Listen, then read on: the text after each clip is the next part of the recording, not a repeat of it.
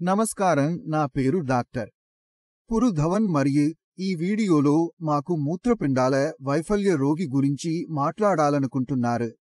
అతని పాదాలు నీటితో నిండి వాపుతో నిండి ఉన్నాయి. అతను తన జీవితంలో అత్యంత పెద్ద తప్పు ఏమీ చేయకపోవచ్చు. కిడ్నీ ఫెయిల్యూర్ పేషెంట్లలో పాదాల వల్ల వాపు, పాదాల్లో నీటి నిలువు ఒక సాధారణ సమస్య. మరియు దానిని పరిగణించడం కూడా చాలా ముఖ్యం. ఏమిటి అతని ప్రాధాన్యతను సరిగా పరిగణించకపోతే దీనివల్ల అనేక సమస్యలు ఉంటాయి. మరియు కొన్ని సమస్యలు చాలా పెద్దవి, అవి రోగి జీవితాన్ని తీస్తాయి. రోగికి అత్యవసరంగా డయాలిసిస్ కావాలితే కావచ్చు. కిడ్నీ ఫెయిల్యూర్ పేషెంట్ కాళ్ళు వాపు వస్తే జీవితంలో అతి పెద్ద తప్పు ఏం చేయగలడు అంటే పాదాల కింద దిండు కింద పడుకోవాలి. When we sleep with a pillow under our feet, it can lead to complications and worsen foot swelling. Let me explain this to you now. Assuming this is your body, there is water in your body and in your feet to reduce or remove the swelling, you should.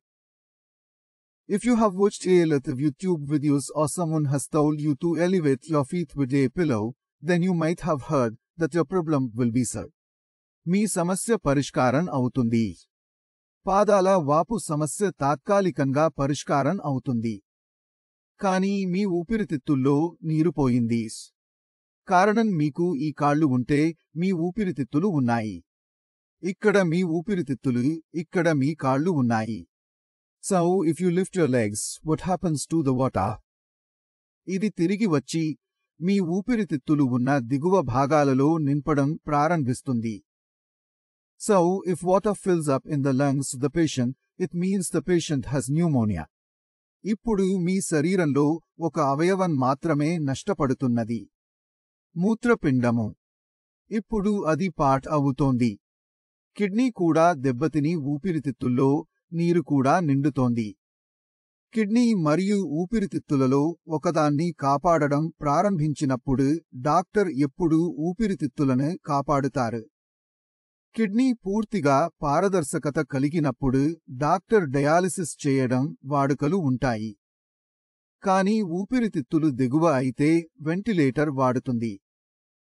అందుకే kidney కంటే ఊపిరితిత్తుల విషయంలో ఉన్న ఊహించని విలువ లంగాలకు ఎక్కువగా ఉంది. So మీరు మీ కాళ్ల కింద ఒక పిల్లో పెట్టకుండా లేదా మీ కాళ్లను పెరుగుతూ ఉంచకుండా అన్నది తప్పు. ఇప్పుడు మీ స్క్రీన్లో ఒక పిల్లో చూపిస్తున్నాను. ఇది ఒక ట్రయాంగల్ పిల్లో. ఆ ఆకారం చూసారా? ఇది ఒక త్రికోణ పిల్లోగా ఉంది. మీరు చూసినందుకు మోడల్ కూడా ఆరామవంతంగా నిద్రపోతున్నారు. సో ఇది జరిగితే మన ఊపిరితిత్తులు ఎల్లప్పుడూ మన కాళ్ల పైన ఉన్నాయి. మీ కాళ్లలో ఖచ్చితంగా స్వెల్లింగ్ ఉంటుంది. కానీ ఇది ప్రధాన సమస్యలను కలిగించదు. But if water starts accumulating in your lungs, it can lead to a serious problem. కాబట్టి రోగి ఎప్పుడు నిద్రపోవాల్సి వచ్చినా, పడుకోవాల్సి వచ్చినప్పుడు అతను వంగిన స్థితిలో నిద్రపోతాడు. మరి ఎవరి సాయంతో? ట్రయాంగిల్ దిండు సాయంతో. ఇది మన ఊపిరితిత్తులు నీటితో తుంటుందని తెలుసుకోవాలి. అది కానీ మీరు ఒక చిన్న ట్రిక్ నేర్పేశారు. కానీ శరీరంలో నీరు నిండుతుంటే దాని వెనుక కారణం ఏమిటి? కారణం మీరు మీ మూత్రపిండాల పనిని సరిగ్గా చేయలేకపోవడం. కాబట్టి దానిపై కూడా మనం పనిచేయాలి. మూత్రపిండాల పనితీరును పెంచాలి. మూత్రపిండాల పనితీరు పెరిగినప్పుడు శరీరంలో కలిగి ఉన్న నీరు కూడా బయటకు వెళ్ళాలి. దీనికోసం కానీ మనం కొన్ని సమయాలు మూత్రవిసర్జన సహాయంతో ఉండాలి.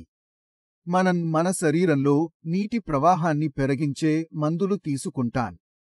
మూత్ర ప్రవాహాన్ని పెంచడం అర్థం శరీరంలో నీటిని బయటకు వెళ్లించడం కాదు.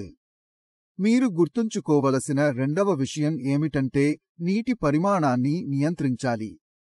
కారణం మీ శరీరంలో ఇప్పటికే చాలా నీరు ఉంది. If there is too much water in your body, drinking more water will make it worse and increase the problem. కాబట్టి మీ పాదాలలో స్వెల్లింగ్ చూస్తే మీ మొదటి చెవి మీద నీటి పరిమితిని తగ్గించడం కావలసిన పని. ఒక రోజులో 1 లీటర్ నీరు తాగితే అది 500 మిల్లీ లీటర్లకు తగ్గించవచ్చు. ఎందుకంటే మీరు 500 మిల్లీ తాగితే మీరు 800 మిల్లీ లేదా 900 మిల్లీ మూత్రం ద్వారా బయటకు తీస్తున్నారు.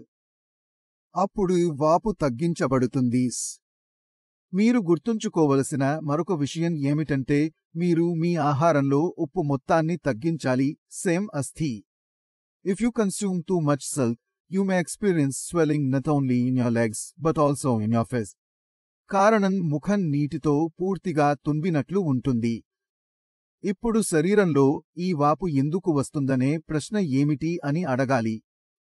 We need to manage it by reducing salt intake and sometimes using pillows or diuretics to reduce swelling. అందువల్ల ఈ సమస్య మనం ఎందుకు ఎదుర్కొన్నాము? కాబట్టి ఈ సమస్య సాధారణంగా కొన్ని కారణాల వల్ల ప్రసిద్ధంగా కనిపిస్తుంది. మొదటిగా మీ రక్తంలో సమూహంలో ప్రోటీన్ మొత్తం తగ్గించబడుతుంది. If someone is losing a lot of protein in the urine, say 3 or 4, and they are not able to intake or manage it in their body, then we see a decrease in the total protein and albumin in the blood. ఇప్పుడు albumin మరియు protein తగ్గడం అర్థం రక్తం తొలగించినట్లుగా ఉంటుంది. When the protein in the blood decreases due to the kidneys not being able to hold it, the blood becomes thin and the fluid in it starts to seep into the legs, causing swelling. ఇప్పుడు దీన్ని సరిచేయాలంటే మొదటికి protein లీకేజీని నిలిపివేయాలి. మనం protein తీసుకోవాలి, కానీ దాన్ని ఆపాల్సిన అవసరం లేదు. Protein తీసుకోకపోతే మన దృష్టి మరింత వేగంగా పెరుగుతుంది. కాబట్టి మేము మూత్రంలో ప్రోటీన్ లీక్ కాకుండా ఆపివేస్తూనే ప్రోటీన్ తీసుకోవాలి. అప్పుడు ప్రోటీన్ పరిమాణం పెరుగుతోంది, అది మెరుగవుతోంది మరియు వాపు పోతుంది. If your thyroid gland is not functioning properly, specifically T3 and T4, then we can observe an increase in the amount of TSH. Thyroid stimulating hormone శరీరంలో పెరగడం ప్రారంభమవుతుంది. దానితో సంబంధించిన థైరాయిడ్ శరీరంలో సరిపోలడం లేదు మరియు దాని కారణంగా మెటబాలిజం ఇస్ బీయింగ్ అఫెక్టెడ్. అందువల్ల మనం తినే ఆహారంలో ఉన్న ప్రోటీన్ పరిగణించడం కష్టం. ఏమాత్రం మనం హార్మోన్ సమస్యలు ఎదుర్కొన్నాము. కిడ్నీ ఫెయిల్యూర్ పేషెంట్లందరూ డిఫాల్ట్గా ప్రతి 3వ నెలలో థైరాయిడ్ టెస్ట్ చేయాలని మానం చేస్తాను. మీకు పొరపాటున వాపు వస్తుంటే దాని వెనుక థైరాయిడ్ ఉండకూడదు. ఏమిటో కాదు, థైరాయిడ్ను నియంత్రించడం చాలా సులభం. మీరు కేవలం ఒక టాబ్లెట్ తీసుకోవాలి మరియు మీ థైరాయిడ్ కంట్రోల్లోకి వస్తుంది. కిడ్నీ ఫెయిల్యూర్ పేషెంట్ కాళ్లలో వాపు వస్తే ఏం చేయగలడని ఈ వీడియో ద్వారా మీరు చాలా అర్థం చేసుకున్నారని అనుకుంటున్నాను. మీకు ఇంకా ఏవైనా సందేహాలు ఉంటే, ఏదైనా అడగాలనుకుంటే నేను అందువలన ఉన్నాను. నా డాక్టర్ టీం అందుబాటులో ఉంది. మీరు వారితో చాట్ చేయగలరు. దీనితో నేను ఈ రోజు మీకు విడిచి పోవాలనుకుంటున్నాను. మీకు తర్వాత కలవాలనుకుంటున్నాము. వీడ్కోలు.